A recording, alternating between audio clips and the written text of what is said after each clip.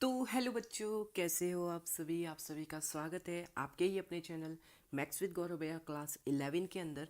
आज के इस वीडियो के अंदर हम करने वाले एक्सरसाइज नंबर मतलब आपके जो कॉम्प्लेक्स नंबर चैप्टर नंबर 4 है उसका जो मिसलेनियस एक्सरसाइज है उसका क्वेश्चन नंबर 2 क्या कहता है।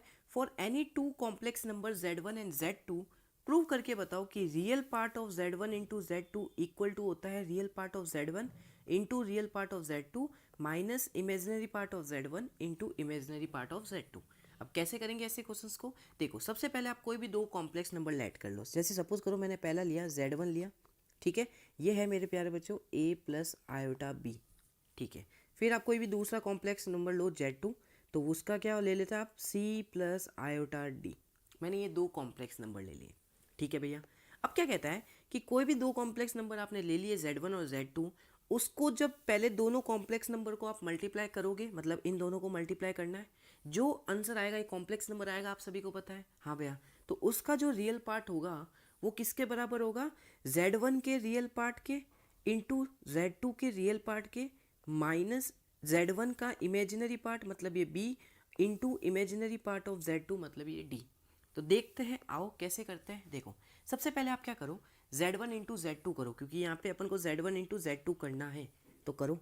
देखो Z1 इंटू Z2 क्या होगा, a plus iota b into c plus iota D.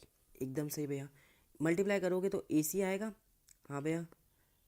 Iota A D आएगा, हाँ भैया। सिंपल मल्टीप्लाई कर रहा हूँ और कुछ नहीं कर रहा हूँ। आयोटा बी सी आएगा, और देखना आयोटा बी को आयोटा डी से मल्टीप्लाई करोगे तो आएगा iota square b d. Iota square की वैल्यू होती है -1, तो माइनस का बी डी आ जाएगा, ये आ जाएगा माइनस का बी डी। तो अपने पास आंसर आ गया ए सी माइनस बी डी प्लस इन दोनों से आयोटा कॉमन लो तो ए डी प्लस का बी सी। पता ना क्या किया, रियल पार्ट को अलग इमेजिनरी पार्ट को अलग। देखो, इन दोनों को साथ में लिख दिया, इन दोनों टर्म से आयोटा को कॉमन लेके फिर जो बचा वो लिख दिया, ठीक है भैया।